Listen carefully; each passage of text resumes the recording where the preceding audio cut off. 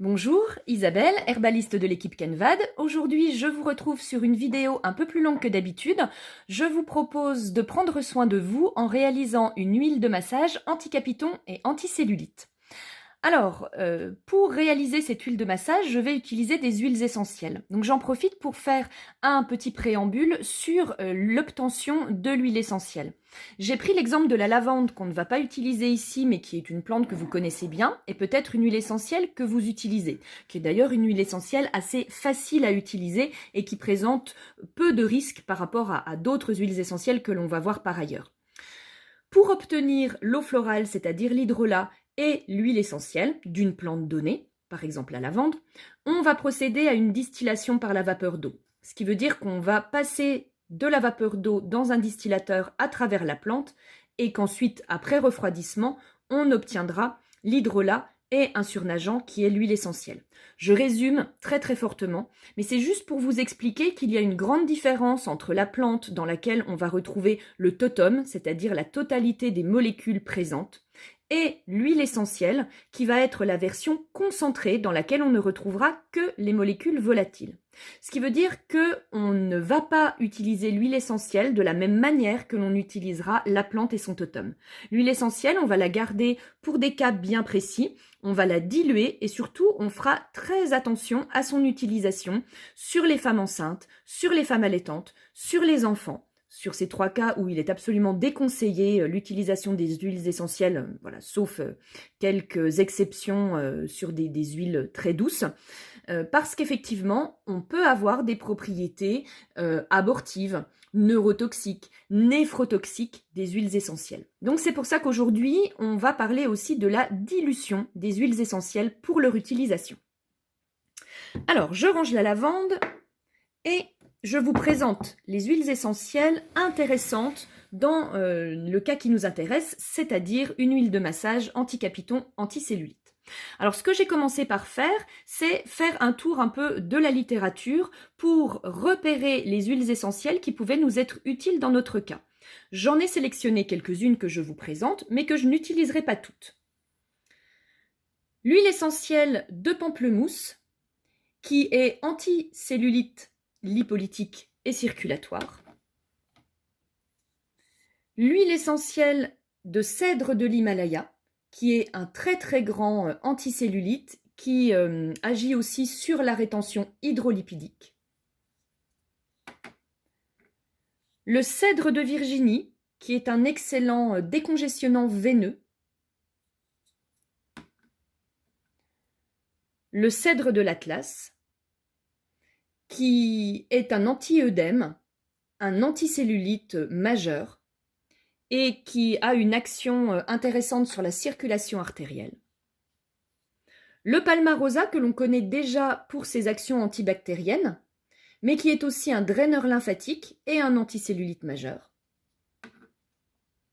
Le cyprès, qui est un décongestionnant veineux, un décongestionnant lymphatique. Le lentisque pistachier, qui est un décongestionnant véno-lymphatique et un anticellulitique majeur. Et le lemongrass, qui lutte contre les engorgements. Donc je vous montrerai ensuite quelles sont les huiles que j'ai gardées. Mais avant cela, je vais vous parler des dilutions. Alors, pour réaliser la dilution de mon huile de massage, j'ai utilisé l'huile végétale de calophylle et l'huile végétale de sésame. Alors l'huile de sésame, on en a déjà parlé, c'est assez pratique parce que vous pouvez la trouver dans votre placard. Et l'avantage, c'est que c'est une très bonne huile de massage, c'est une huile qui pénètre bien. On peut utiliser l'huile de noisette aussi. Et l'huile végétale de calophylle est tonique et elle intervient dans la protection des capillaires, ce qui peut être intéressant dans les soucis de cellulite, d'engorgement, qui sont quelquefois couplés à des soucis circulatoires, soit veineux, soit lymphatiques. Alors, au niveau des dilutions, voici ce que l'on va prendre comme référence. Pour réaliser un produit de type cosmétique, on aura une dilution de 1% à 5%. Pour le musculaire, de 5% à 10%, et pour l'antiseptique et l'antifongique, de 40% à 50%. Là, bien sûr, je ne parle que des utilisations par voie externe, par voie cutanée. Là, on est vraiment dans les dilutions des huiles de massage. Donc, vous voyez que pour ce qui nous intéresse, c'est-à-dire la cosmétique, on va vraiment être sur des dilutions basses. On n'a pas besoin d'aller sur des grandes dilutions pour que ce soit efficace. Dans notre cas, on verra, on va prendre une dilution à 5%. Donc, par exemple, si je veux une dilution à 10%, c'est-à-dire que je vais utiliser 10 ml d'huile essentielle dans mon flacon de 100 ml. On va partir du principe qu'un millilitre égale 20 gouttes, parce que bien sûr, vous n'allez pas pouvoir mesurer un millilitre. Donc, on va plutôt compter les gouttes. Donc, on va considérer qu'un millilitre égale 20 gouttes. En réalité, c'est plus, et en réalité, ce n'est pas la même chose d'une huile essentielle à l'autre, ça dépend de sa densité. Et ça dépend aussi de la marque, donc ça va dépendre des petits codi-gouttes que vous trouvez à l'intérieur des bouchons, les petits systèmes qui permettent de faire des gouttes. Et donc, on ne va pas avoir le même nombre de gouttes au millilitre. Donc nous, on va partir sur 1 millilitre égale 20 gouttes. C'est un petit peu sous-dosé, mais au moins comme ça, on est sûr de ne pas surdoser justement. Ce qui veut dire que par exemple, si on a besoin de 10 ml d'huile essentielle, il nous faudra en tout 200 gouttes. Alors bien sûr qu'on va partager la plupart du temps entre plusieurs huiles essentielles. Donc dans notre cas, voici ce que je vous propose comme formule. Donc sur une dilution à 5%, j'ai pris le cèdre de l'Himalaya et le cèdre de l'Atlas en majeur à 1,5 ml, puis le pamplemousse à 1 ml, et ensuite Palmarosa et lemongrass en mineur à 0,5 ml. 20 ml d'huile végétale de calophylle inophile, et je complète mon flacon à 100 ml par de l'huile végétale de sésame, quantité suffisante pour 100 ml, c'est-à-dire que je complète mon flacon. Donc moi, dans mon cas, j'ai utilisé des petits flacons comme ceci. Vous pouvez aussi utiliser des bouteilles en verre que vous aurez récupérées du verre fumé, par exemple. C'est mieux d'ailleurs pour la conservation, que vous récupérez, que vous nettoyez. À partir du moment où ça fait 100 ml, ça fonctionne. Sinon, vous refaites vos calculs si vous avez par exemple un flacon de 50 ml. Mais pour une huile de massage, 100 ml, c'est bien. Ce qui nous donne 30 gouttes de cèdre de l'Himalaya, 30 gouttes de cèdre de l'Atlas, 20 gouttes de pamplemousse et 10 de palmarosa et de lemongrass. Donc là, vous comptez les gouttes avec votre petit codi-goutte directement dans le flacon.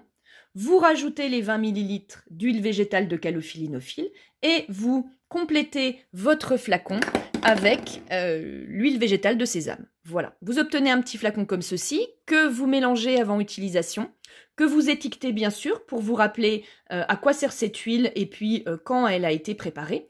Et vous massez les parties intéressées par la cellulite, c'est-à-dire le haut des cuisses, les fesses, les hanches, le ventre, matin et soir. Vous pouvez faire du palpé roulé avec vos doigts ou en utilisant une ventouse. Voilà, en tout cas, vous vous massez avec cette huile 2 fois par jour.